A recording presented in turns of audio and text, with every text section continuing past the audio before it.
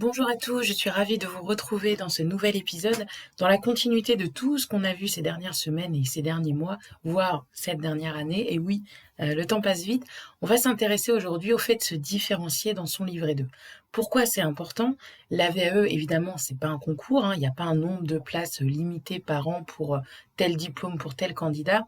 C'est ouvert à toutes les personnes qui réunissent les conditions, je dirais, de recevabilité pour leur diplôme et qui vont déposer leur livret 2 en temps et en heure à l'échéance donnée par l'organisme certificateur. Donc vous allez me dire, mais donc pourquoi se différencier? Puisque de toute façon, chacun a sa chance. Certes, ce n'est pas un concours, pour autant, votre livret 2, surtout quand on parle de sessions collectives pour les bacs, les BTS et les diplômes d'État du domaine social, il va y avoir des sessions collectives où les jurys vont lire entre guillemets en masse les livrets 2 sur un temps donné, ils vont les recevoir, ils vont les parcourir et ensuite ils vont préparer les oraux des candidats qu'ils auront en charge justement pour les rencontrer et préparer des questions, étudier leur candidature, leur profil, leur écrit, etc. et jauger de la cohérence entre le diplôme et le parcours et en tout cas l'écrit du candidat, ce qu'il a développé.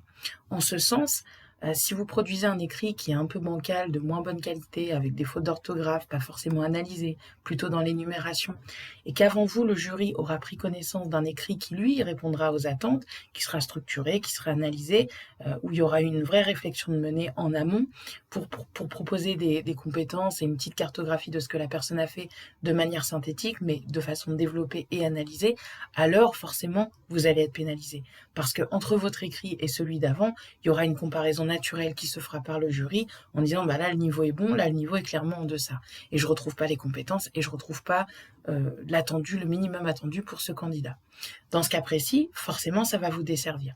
Et comment on peut se différencier à travers votre livret 2? Eh bien ça va être tout simplement, j'arrête là le suspense, en livrant votre histoire, en expliquant pourquoi vous en êtes là où vous en êtes, quels choix vous avez menés, parfois quelles absences de choix vous avez eues. Ça peut être le cas notamment des personnes qui n'ont pas pu faire d'études parce qu'elles avaient des obligations ou parce qu'elles sont arrivées en France à un âge un peu plus tardif, etc. On a chacun nos bagages, on a chacun notre histoire et c'est à vous justement d'humaniser votre livret 2, d'humaniser la rencontre avec le jury pour raconter cette histoire, pourquoi pas, dans l'introduction de votre livret 2 ou dans la partie motivation. Selon les livrets 2, les appellations sont quelque peu différentes. Donc vous allez vous différencier, vous allez vous raconter, vous allez ensuite sélectionner de manière minutieuse les expériences qui sont en lien évidemment avec votre certification, qui vont être à votre avantage forcément, qui vont permettre de développer un maximum de compétences attendues.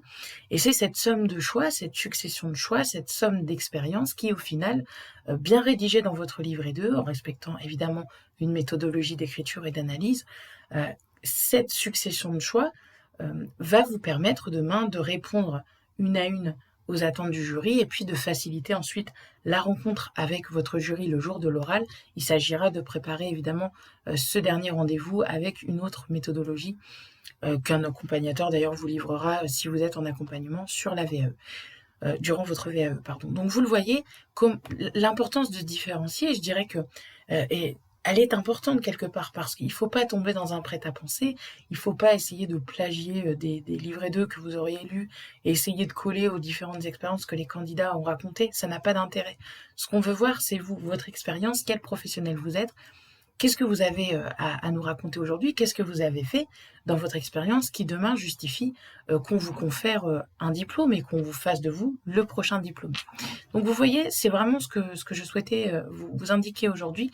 La différenciation, elle va se faire par votre expérience, par votre histoire, par vos choix, parce que vous allez sélectionner par les arbitrages que vous allez mener au fil de votre réflexion pour produire un écrit de qualité, faciliter, je le disais, la rencontre avec le jury de VAE et demain tenter d'obtenir votre diplôme que vous visez évidemment et dont vous avez besoin, je l'imagine.